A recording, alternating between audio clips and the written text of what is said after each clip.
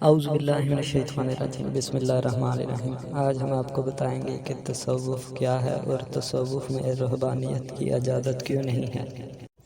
یہ اعتراض کہ تصوف رہبانیت کی طرف آمادہ کرتا ہے اور صوفی کاہل الوجود ہوتے ہیں، نہایت مضحکہ خیز بات ہے۔ صوفی کے علاوہ جو لوگ کام نہیں کرتے ہڈ حرام ہوتے ہیں، بچوں کے حقوق پورے نہیں کرتے، بیویاں دن بھر کام کرتی ہیں، شوہر گھر میں بیٹھ کر وقت ضائع کرتے ہیں، کیا یہ سب بھی صوفی ہیں؟ صوفی روحانی صلاحیت اور باطنی استعداد کو متحرک کرنے کے لیے جب خانقاہ میں داخل ہوتا ہے، چند سال تک خانقاہ کے ہاسٹل میں رہتا ہے تو اسے مخالفین راہب اور تارک الدنیا کہتے ہیں، اور جب کوئی طالب علم دنیاوی علم حاصل کرنے کے لیے، کارپینٹر کا کام سیکھنے کے لیے، ملازم حکمران کی اطاعت کے لیے، مزدور مزدوری کے لیے، اجیر فیکٹری میں کام کرنے کے لیے جب سال ہر سال گھر اور وطن سے دور رہتا ہے تو کوئی نہیں کہتا کہ یہ تارک الدنیا ہے، کسی نے یہ نہیں کہا کہ یہ راہب ہے۔ سال کا خانقاہ میں رہ کر اپنی باطنی کیفیت کا مشاہدہ کرتا ہے، رسول اللہ صلی اللہ علیہ وآلہ وسلم کی زیارت سے مشرف ہوتا ہے، اللہ کا عرفان حاصل کرتا ہے، بلا صلہ استائش اللہ کی مخلوق کی خدمت کرنے کے لیے خود کو اہل بناتا ہے، اللہ کو دوست بن کر خوف اور غم سے نجات حاصل کر لیتا ہے تو اسے راہب اور دنیا بیزار کے القاب سے نوازا جاتا ہے۔ تصوف مذہب کی روح ہے اور اسلام کے اصولوں پر اس کی تدوین ہوئی ہے۔ اسلام میں رہبانیت نہیں ہے۔ دوسرے علوم کی طرح روحانی طالب علم شب و روز محنت کر کے وقت لگا کر یہ علم سیکھتا ہے، اور جب علم کی تکمیل ہو جاتی ہے تو گوشہ نشینی یا ہاسٹل کی رہائش طلب کر دیتا ہے اور دنیا کے سارے کام پورے کرتا ہے۔ سالکین کے اوپر یہ الزام ہے کہ وہ تارک الدنیا ہوتے ہیں۔ کیا ہم لاہور میں مقیم حضرت داتا گنج بخش رضی اللہ تعالیٰ عنہ اور ملتان میں موجود حضرت بہاؤالدین ذکریہ رضی اللہ تعالیٰ عنہ کو تارک الدنیا کہہ سکتے ہیں؟ داتا صاحب کا مزار مرجع خلائق ہے جہاں ہزاروں انسان روزانہ کھانا کھاتے ہیں۔ کیا ہم اس دعوت عام کو ترک دنیا کا نام دے سکتے ہیں؟ تصوف کی ابتدا کس طرح ہوئی اور تصوف کی شروعات کہاں سے ہوئی، اس کے بارے میں تاریخ میں جو کچھ بیان ہوا ہے وہ ایک معمہ ہے۔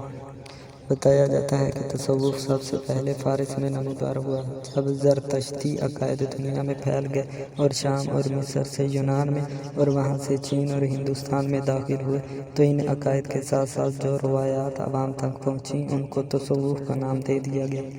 یونان میں صوفیانہ تصوف کا آغاز ایک دیوملائی شخص آرمینس سے ہوا۔ اس وقت مغربی ایشیا میں سمامی افکار اور زرتشتی عقائد پھیلے ہوئے تھے جنہوں نے رفتہ رفتہ عمومی رسومات کی صورت اختیار کر لی۔ فلسفیانہ افکار نے اقلیت پسند ذہنوں کو ان رسومات سے بدگمان کر دیا۔ انہوں نے ایک طرف تو خیر و شر کی پائیدار اقدار کی تلاش شروع کر دی اور دوسری طرف شر سے محفوظ رہنے کے طریقوں کو تلاش کیا۔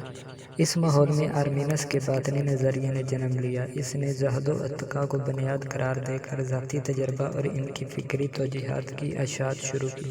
تاریخ میں پہلی بار آرمینس نے خانقاہیں تعمیر کیں۔ اس نے یہ عقیدہ پیش کیا اگر روح جسم کی بندشوں اور مادی حدود سے آزاد ہو جائے تو اس کی قوتوں میں بے حد اضافہ ہوگا۔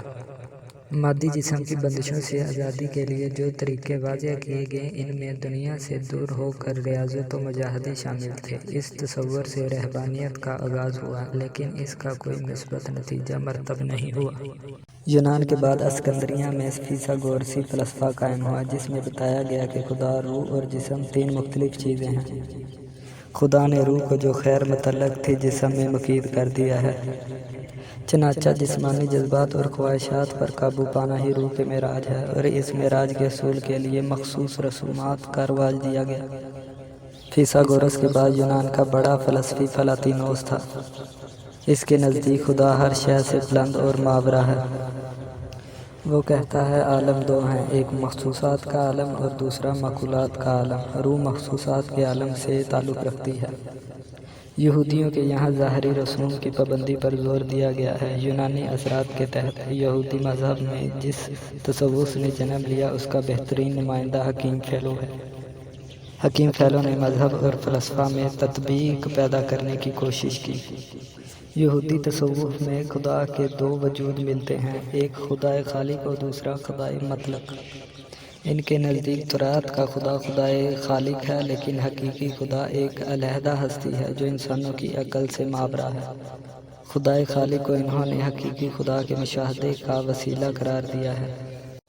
عیسائی تصوف کی بنیادیں بابلی اور مصری تہذیب کی پیدا کردہ ہیں۔ صوفیہ کے نزدیک کائنات کے تمام واقعات نہ تو قوانین فطرت اور انسانی ارادے سے ظاہر ہوتے ہیں بلکہ تمام واقعات دیوتاؤں کے فیصلے کا نتیجہ ہیں۔ یہ دیو ملائی فیصلے باطنی اسرار سمجھے جاتے ہیں۔ وید کے اشلوک اور بھگوت گیتا کی عبارتیں پڑھ کر غیر جانبدار آدمی اس نتیجے پر پہنچتا ہے کہ ویدانت توحیدی عقیدہ پر قائم ہے۔ جس طرح دوسرے پیغمبروں نے توحید و رسالت کا پرچار کیا ہے، اسی طرح ان دونوں کتابوں میں بھی واضح طور پر توحید کا پیغام موجود ہے۔ کرشن یعنی کرشنا نے جو کچھ کہا اس کا مفہوم بھی یہ ہے کہ زمین پر سے شر اور فساد کو ختم کیا جائے اور خیر کو پھیلا دیا جائے۔ انسان کا خالق سے ایک رشتہ ہے اور وہ رشتہ یہ ہے کہ انسان مجبور ہے اللہ تعالیٰ کی کفالت میں رہنے کے لیے۔ خالق اور مخلوق کی صفات جداگانہ ہیں۔ روح سے دوری اشر اور فساد کو جنم دیتی ہے اور روح سے قربت انسان کی قوت میں ایسے اضافے کرتی ہے کہ جس سے انسان عالم بالا کی سیر کرتا ہے اور ریاضت و مشقت کے نتیجے میں خالق ارض و سماء سے متعارف ہو جاتا ہے۔ ہر انسان کم و بیش جسمانی صلاحیتوں سے واقف ہے، لیکن وہ یہ نہیں جانتا کہ انسانی صلاحیت روح کے تابع ہے۔ جب تک کوئی انسان روح کی فضیلت سے واقف نہیں ہوتا اس وقت تک وہ فانی اور سڑاند کے جسم میں قید رہتا ہے۔ دوسرے مذاہب کی طرح ہندو مذہب کے دانشوروں نے بھی اپنی اپنی مسلطوں کے تحت مذہب کی تشریح کی اور مذہب میں ایسی رسومات داخل کر دی جن کا تعلق روحانی وظائف سے نہیں ہے۔ ان مسلطوں میں ایک مسلط اووگون کی بھی ہے۔